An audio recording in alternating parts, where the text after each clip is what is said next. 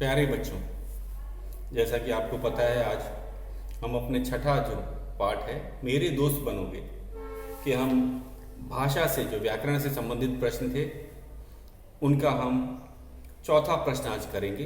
ये व्याकरण से संबंधित प्रश्न है, तो पढ़ो और समझो।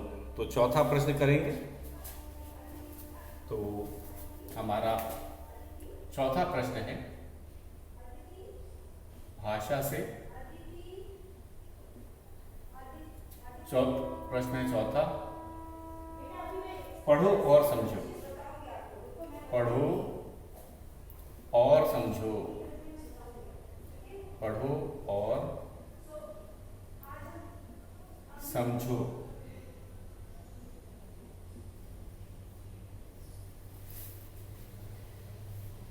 प्रति जमा दिन।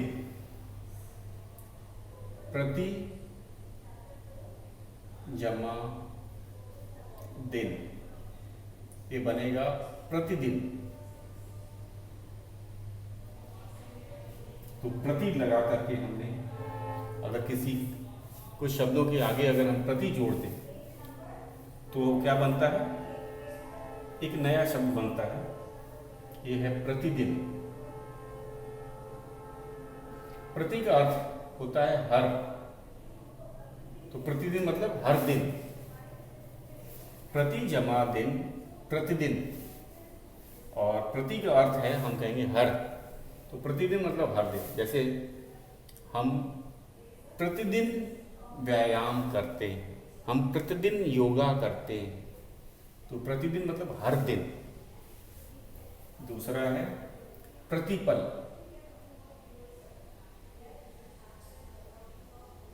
प्रतिपल, ये बनता है प्रतिपल मतलब हर पल। प्रतिपल।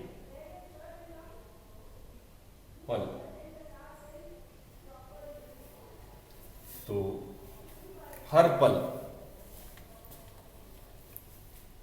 हम प्रतिपल अपने माता पिता को धन्यवाद देते हैं। प्रतिपल मतलब हर पल। तो प्रति से और बनने वाला एक है प्रतिक्षण।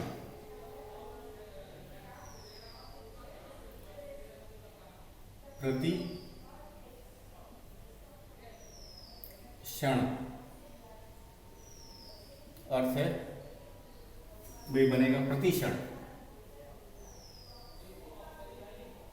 हम ये भी कह सकते हैं, हमारा जो हृदय है, हृदय प्रतिक्षण धड़कता रहता है, तो कभी रुकता नहीं। आपको पता ही है, जो हमारा जो हृदय है वो हमेशा धड़कता रहता है। तो कहीं प्रतिक्षण वो धड़कता ही रहता है बिना रुके। प्रतिवर्ष। प्रति वर्ष। हमारे शहर में प्रतिवर्ष मेला लगता है, मतलब हर वर्ष की बात की। प्रतिवर्ष मतलब हर वर्ष। प्रति वर्ष, हर वर्ष। तो प्रति का है हर। प्रतिदिन मतलब हर दिन। प्रतिपल हर पल। प्रतिक्षण हर क्षण। प्रतिवर्ष हर वर्ष। अब आ जाते हैं दार से बनने वाले शब्द हैं चमकदार। चमक जमा दार। इसे प्लस के निशान को हम जमा या धन भी बोल सकते हैं। जो प्लस का निशान आपको दिख रहा है, इसको हिंदी में जमा बोला जाता है या धन बोला जाता है। तो चमक जमादार या चमक धनदार, ये बनता है चमकदार। चमकदार क्या बना? चमकदार। ठीक उसी तरह दूसरा शब्द है धार जमादार। धार जमादार। धार मतलब धार दार। तो धार का मैंने आपका अर्थ बताया, चाकू, तलवार या कैंची, उसको एक तरह से काफ़ी नुकीला बनाया जाता है, उसी को धार कहा जाता है। जो लोहे की जो वस्तु है, जैसे चाकू हो गया, तलवार, कैंची, उसमें धार दी जाती, उसको शार्प रखा जाता है, तो उसे धार, तो धारदार। हमारे घर का चाकू धारदार है, मतलब बहुत तेज है, उंगली कट सकती है। इसीलिए जो धारदार जो चीज़ें होती हैं घर की, जैसे चाकू हो गया, कैंची हो गया, तलवार हो गया, इन सबको बच्चों की पहुंच से दूर रखा जाता है, क्योंकि कट जाने का या चोट लगने की संभावना रहती है। तो अब अगला हमारा है धारदार के बाद आ गया कांटादार। कांटा जमा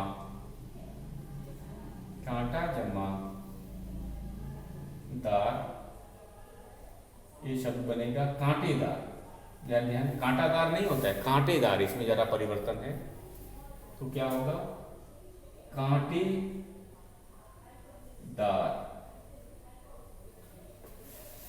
तो हमने ये भी सुन रखा है कि जो भारत और पाकिस्तान की जो बॉर्डर है उस पर कांटेदार तार लगी हुई, मतलब उसके ऊपर कांटे की नुमा नुकीले तार लगे हुए हैं, ताकि कोई उसको छुए ना, कोई उसको पार करने की कोशिश ना करे। तो कांटेदार तार आपने देखा भी होगा, बहुत जगह लगाया जाता है, बड़ी स्कूल के आसपास भी लगाया जाता है कि कोई जंगली जानवर या कोई बाहर का कोई व्यक्ति अंदर ना आ सके। तो कांटा जमादार, कांटेदार।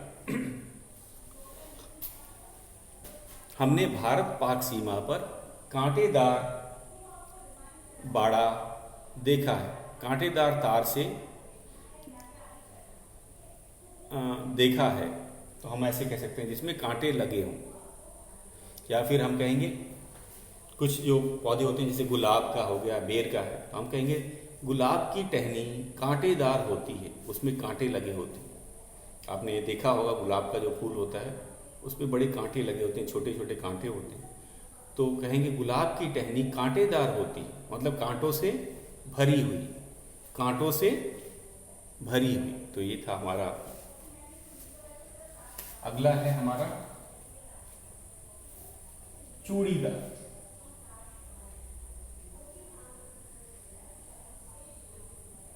चूड़ीदार,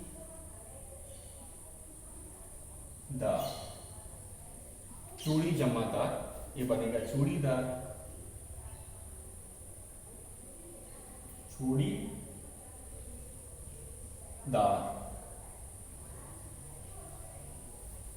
जिसमें चूड़ियां लगी, जिसमें चूड़ियां होती है। कई पेन के ढक्कन आपने देखा होगा, वो गोल गोल घुमा घुमा करके खुलती है, तो हम कहेंगे उसमें तो चूड़ीदार ढक्कन है। उसको खींच के नहीं खोलना है, उसको घुमा घुमा करके खोलना है। पाजामा जो होता है, आपने देखा होगा, पाजामा के नीचे चूड़ीदार पाजामा आपने जरूर सुना होगा। उसमें क्या होता है, उसके ऊपर छोटे छोटे छल्ले बने होते हैं। जब व्यक्ति पहनता है तो उसके ऊपर छोटे छोटे चूड़ियों की तरह छल्ले बने होते हैं, तो ऐसे पजामे को चूड़ीदार पजामा कहा जाता है। मैंने पेन के ढक्कन के बारे में बताया कि वो गोल गोल घूम के खुलता है, तो उसको जो कहते हैं चूड़ीदार। मेरा जो कलम है वो चूड़ीदार है, उसमें गोल गोल चूड़ियाँ बनी हुई। तो ये था चूड़ीदार। तो एक बार फिर से इसे दोहरा लेते हैं हम लोग। पढ़ो और समझो भाषा से के अंतर है, इसे हमें केवल पढ़ना और समझना है, क्या क्या इसमें दिया गया है। तो हमने देखा प्रति, कुछ शब्दों के आगे अगर हम प्रति लगा दें तो एक नया शब्द बन जाता है। जैसे प्रति, ये जो लगाया गया है, किसके आगे? दिन के आगे, पल के आगे, क्षण के आगे, वर्ष के आगे। और प्रति का अर्थ होता है वर्ष, हर। प्रतिदिन का मतलब हर दिन, प्रतिपल हर पल, प्रतिक्षण हर क्षण, प्रतिवर्ष हर वर्ष। उसी तरह इसमें दार लगा के बनाए हैं, चमक, एक नया शब्द बन जाता है चमकदार। जैसा हम कह सकते हैं चमकदार का उदाहरण, हीरा एक चमकदार पत्थर होता है। हीरा एक चमकदार पत्थर होता है। धार जमादार, धारदार। मेरे घर का चाकू धारदार है। कांटा जमादार, कांटेदार। गुलाब की टहनी कांटेदार होती है, कांटे से भरी हुई, कांटे से युक्त। चूड़ी जमादार, चूड़ीदार। मेरा भाई चूड़ीदार पजामा पहनता है। ठीक है, तो इस तरह से भी आप लिख सकते हैं और ये सही है। तो अब हम चलते हैं अपने अगले प्रश्न पे। तो विशेषण के बारे में बताया गया है, पढ़ो समझो और लिखो। ये हमारा 5वां प्रश्न है, तो इसको आपने नोट कर ही दिया होगा। इसको केवल पढ़ना है, केवल पढ़ के समझना है, उच्चारण हमें आना चाहिए। प्रतिदिन, प्रतिपल, प्रतिक्षण, प्रतिवर्ष, चमकदार, धारदार, कांटेदार, चूड़ीदार। अब हमारा 5वां प्रश्न है, चलते हैं 5वें प्रश्न पे।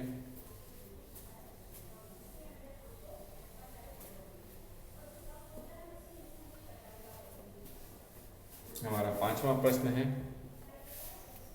पढ़ो समझो और लिखो। प्रश्न है 5वां, पढ़ो, इसको पढ़ना है। वो केवल मौखिक था इससे पहले वाला, इसको हम पढ़ेंगे, समझेंगे और फिर लिखना भी है। पढ़ो समझो और लिखो और लिखो। तो क्या था इसमें? काले मेघ। शब्द देखिएगा ध्यान से, काले मेघ। दूसरा है बड़ा घर, बड़ा घर। एक और शब्द है एक कटोरी, एक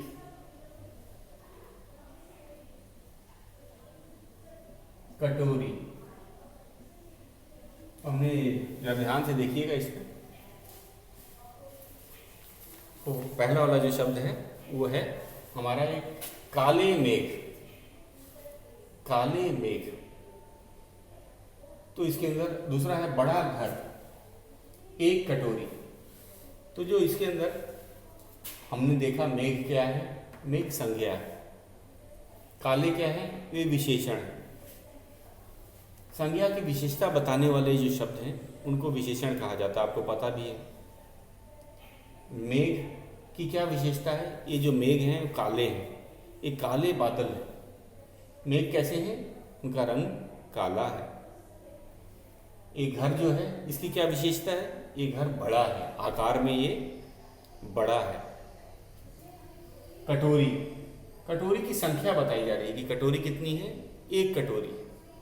तो ये संख्या भी हो सकता है, आकार भी हो सकता है, या गुण भी हो सकता है। जैसे बादल काले हैं तो बादलों का गुण है, या उसका रंग बताएंगे, रंग भी बता सकते हैं। ये आकार बता रहा है कि घर तो है, बड़ा घर है। उसकी घर की क्या विशेषता है?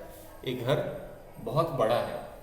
कटोरी एक है, मतलब कटोरी की संख्या बताई जा रही है कि यहाँ पे एक कटोरी।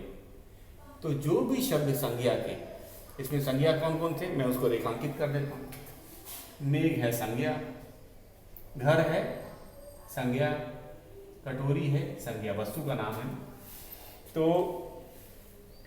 संज्ञा की विशेषता बताने वाले शब्दों को विशेषण कहते हैं। संज्ञा की विशेषता बताने वाले शब्दों को हम क्या कहते हैं? विशेषण। तो विशेषण कौन हो गया? काले, बड़ा, एक। तो विशेषण की परिभाषा मैंने आपको बताया था कि विशेषण जो होते हैं संज्ञा की विशेषता बताते हैं। तो विशेषता क्या हो सकता है? रंग हो सकता है, आकार हो सकता है, स्वाद भी हो सकता है। जैसे इसमें रंग की बात की गई थी, इधर आकार की बात की थी, बड़ा। और संख्या भी हो सकती है। 5 बच्चे, तो बच्चों की क्या विशेषता है? कुल मिला के 5 हैं। 10 रुपए, रुपए कितने हैं? 10।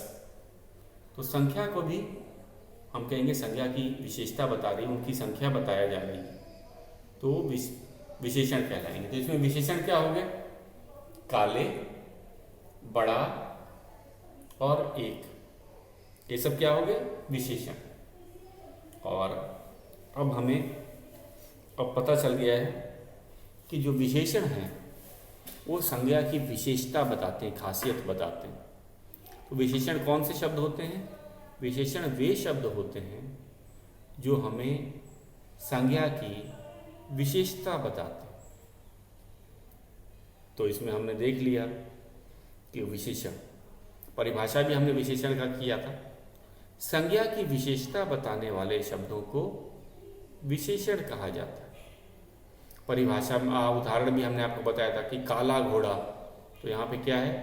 घोड़ा तो संज्ञा हो गया, काला क्या है? विशेषण है। घोड़े का रंग कैसा है? काला है। तो इस तरह का ही है। तो अब इसमें हमें पाठ का जो है, अब इस पाठ से जो कुछ विशेषण शब्दों को चुन करके सही लिखना। संज्ञा शब्द हमें दे रखे हैं।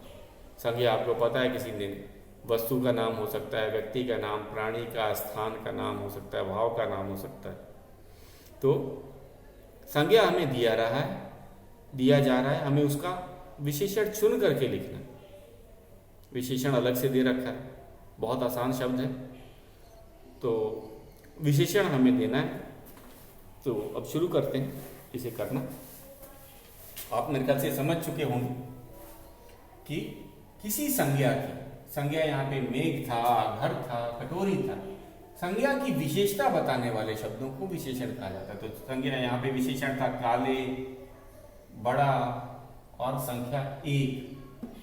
तो अब चलते हैं अपने प्रश्न में। बहुत आसान हो गया, हमने समझ लिया। अब हमारा प्रश्न क्या है? संज्ञा शब्द के आगे सही विशेषण चुनकर लिखो। ये है हमारा प्रश्न। संज्ञा शब्द के आगे, शब्दों के आगे, संज्ञा शब्दों के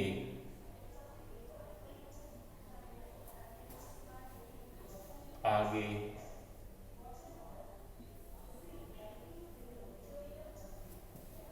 सही विशेषण शब्द,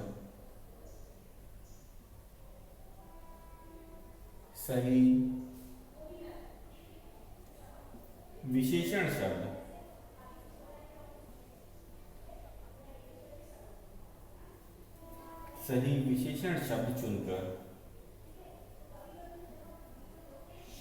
चुनकर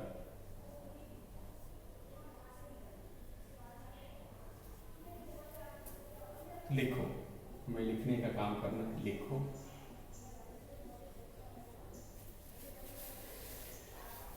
और एक जगह दे रखा है, विशेषण शब्द भी दे रखा है। एक हम यहाँ पे कौन कौन से विशेषण शब्द हमें दे रखे हैं उनको लिख लेते हैं। पहला है शिकारी,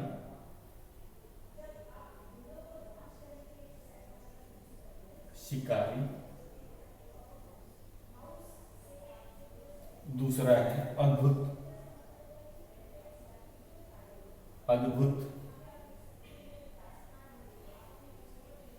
उच्चारण नहीं आना चाहिए, पढ़ना है।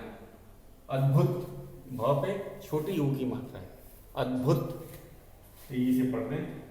चमकदार, अभी हमने शब्द किया था, चमकदार।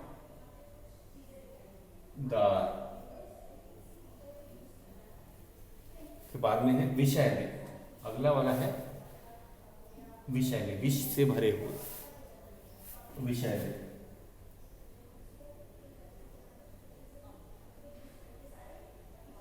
विषैले, इसका अर्थ होता है विष से भरे हुए, जहरीले भी हम कह सकते हैं। जापानी, जापान देश का नाम है और जापान से ही ये शब्द बना है, जापानी। उसके बाद एक और शब्द है राष्ट्रीय, आधा श, ट में र और ई की, बड़ी ई की मात्रा और यह, राष्ट्रीय। तो हमें ये 6 शब्द दिए गए हैं और ये विशेषण है। अब हमें सही संज्ञा के आगे इसे लिखना है। चलो संज्ञा भी लिख देते हैं, पहले संज्ञा लिख देते हैं। हमारा पहला संज्ञा है दृश्य, दृश्य। दूसरा है हमारा आंखें, आंखें। उसके बाद है कीड़े, कीड़े। उसके बाद में है जानवर,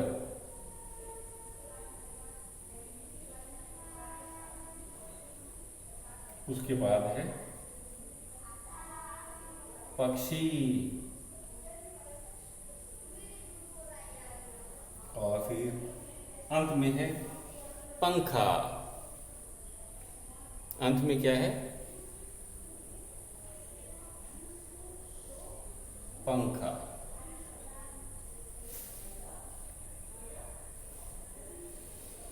तो हमें संज्ञा शब्द दिए गए हैं, अब हम उनके आगे शब्दों को चुन करके लिखना है, विशेषण शब्दों। ये सारे विशेषण थे, पर विशेषण को मैं दोहरा देता हूं। शिकारी, अद्भुत, चमकदार, विषैले, जापानी, राष्ट्रीय। और संज्ञा क्या थे? दृश्य, आंखें, कीड़े, जानवर, पक्षी, और अंत में है पंखा। तो अब मैं विशेषण शब्दों को लिख देता हूं। तो पहला है अद्भुत दृश्य। अद्भुत, पहला इसको लिखते हैं, टिक करते जाते हैं। अद्भुत दृश्य, अद्भुत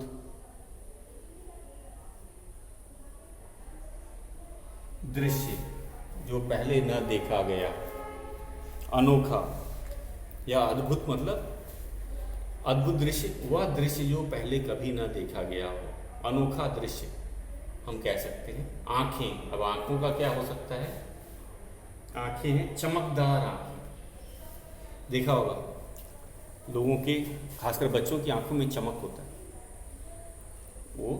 तो आंखों में, आंखें कैसे हो सकती है? विषैली आंखें तो हो नहीं सकती, शिकारी आंखें नहीं हो सकती, हम कहेंगे चमकदार आंखें।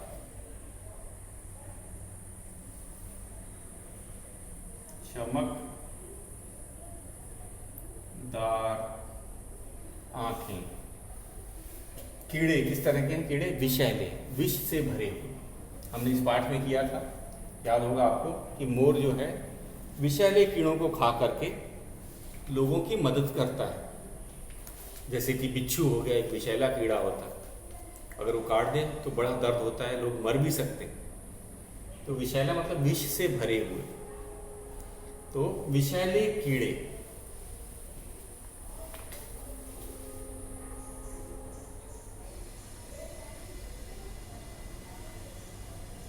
विषैले कीड़े, विष से भरे हुए जानवर। ये पाठ में था कि शिकारी जानवर। हमने अभी किया, अद्भुत कर दिया, विषैले कर दिया, और चमकदार भी हमने कर दिया। शिकारी जानवर, एक ही, जैसे शिकारी जानवर को देखकर मोर सतर्क हो जाता है और वह क्या करता है? उड़कर ऊंचे पेड़ पे बैठ जाता है। शिकारी जानवर, जानवर की क्या विशेषता है? शिकारी जानवर कौन होता है? जैसे बिल्ली, कुत्ता, शेर, गीदड़, लोमड़ी, ये सब शिकारी जानवर होते हैं। शिकार करके अपना भोजन प्राप्त करते हैं। तो मोर जो है शिकारी जानवर से सतर्क रहता है। पक्षी है वो फटाफट उड़ के, अगर पाठ में बताया गया था, आपको याद होगा, शिकारी जानवर को देखते ही मोर उड़ जाता है, किसी ऊंचे पेड़ पर बैठ जाता है और बाकी जीवों को सतर्क कर देता है, केहू केहू की आवाज़ निकाल करके। आपको याद आया? तो शिकारी जानवर वह जानवर जो दूसरों का शिकार करता हो, जैसे शेर एक शिकारी जानवर है। अब आ गया पक्षी। तो हमने शिकारी भी कर लिया, पक्षी भी कर लिया। तो राष्ट्रीय पक्षी, मोर एक राष्ट्रीय पक्षी है, ये आप जानते हैं। राष्ट्रीय पक्षी, राष्ट्रीय पक्षी। मोर एक राष्ट्रीय, मोर भारत का राष्ट्रीय पक्षी है। तो हमने मोर को राष्ट्रीय पक्षी का दर्जा दिया हुआ है क्योंकि इसके गुण बहुत अच्छे, देखने में तो सुंदर होता ही है, नाचता तो है बहुत सुंदर, लेकिन वो किसानों की भी मदद करता है, सांप बिच्छू को खा करके उनकी आबादी कम करता है और पेड़ों के बीजों को भी फैलाने का काम करता है। तो इस कारण से इसे, शायद इसी कारण से इसे भारत का राष्ट्रीय पक्षी किया गया, घोषित किया गया है। पंखा, पाठ में आया था जापानी पंखा। जापानी पंखा पूरी तरह से गोल खुल जाता है, आपने देखा होगा, फोल्डिंग होता है और जब इसे खोला जाता है तो पूरी तरह से गोल हो जाता है। तो अगर मोर के भी पंख आपने देखे होंगे तो मोर नाचते समय अपने पंखों को जापानी पंखे की तरह खोल लेते हैं, नहीं तो वो झाड़ू की तरह एक जगह चिमटे रहते हैं। लेकिन जैसे ही मोर नाचना शुरू करता है, इससे जो पंख जो पीछे के सारे होते हैं बड़े बड़े, वो सब खुल जाते हैं और एक जापानी पंखे की तरह गोल रूप ले लेता है और उस समय मोर बहुत सुंदर लगता है। तो ये जापानी पंखा इधर लिखेंगे। जापान देश का नाम है, आपको पता ही है, और वहाँ का जो पंखा काफ़ी प्रसिद्ध है और वो पंखा फोल्डिंग होता है, पूरी तरह से जब खुलता है तो गोल हो जाता है। आपने इसके बारे में पढ़ा भी होगा, जापानी पंखे के बारे में। लोग वे अपने पर्स में रखना पसंद करते हैं, फोल्डिंग होता है, लेकिन जब खोला जाता है तो बड़ा सुंदर और आकर्षक हो जाता है, गोल हो जाता है पूरी तरह से। तो जापानी पंखा, जापान देश का पंखा, ठीक है, जापान देश जो है उसका वहाँ पे ये पंखा ज़्यादा प्रयोग किया जाता है, तो इसीलिए जापानी पंखा, जापान देश का पंखा भी हम इसे कह सकते हैं। तो ये था हमारा 5वां प्रश्न। अब आगे चलते हैं। श्रुतलेख लिखो। तो ये नए शब्द हैं, इसको बोलना भी आना चाहिए। ये तो डिक्टेशन वर्ड है, तो मैं फिर भी लिख के आपको बता देता हूँ, हमें इसका उच्चारण भी आना चाहिए। ये तो आपने कर लिया। ये हमारा अंतिम प्रश्न है, भाषा से के अंतर्गत का अंतिम प्रश्न है, तो हम इसे लिखते हैं। 6ठा प्रश्न है श्रुतलेख। श्रुतलेख डिक्टेशन के लिए कहा जाता है, सुन करके लिखना। तो आप अपने माता पिता बहन भाई की मदद ले सकते हैं ये, लेकिन सबसे पहली बात है जब सुन के लिखने की बात हम कर रहे हैं श्रुतलेख, तो ये उच्चारण भी सही होना चाहिए। अगर कहीं गलत उच्चारण किया जाए तो बच्चे गलत लिख भी सकते हैं। तो है चौकन्ना, पहला शब्द क्या है? चौकन्ना, आधा न फिर पूरा न, चौकन्ना। फिर है बिच्छू, आधा च होता है और छ पे बड़े ऊ की मात्रा, बिच्छू। विशैला, ये अभी हमने किया था, विशैला, विष से भरा हुआ, विशैला, विष वाला। अद्भुत, द में हलंत है, भ पे छोटे ऊ की मात्रा, अद्भुत। उच्चारण ध्यान दीजिएगा, अद्भुत। मुकुट, अद्भुत मुकुट।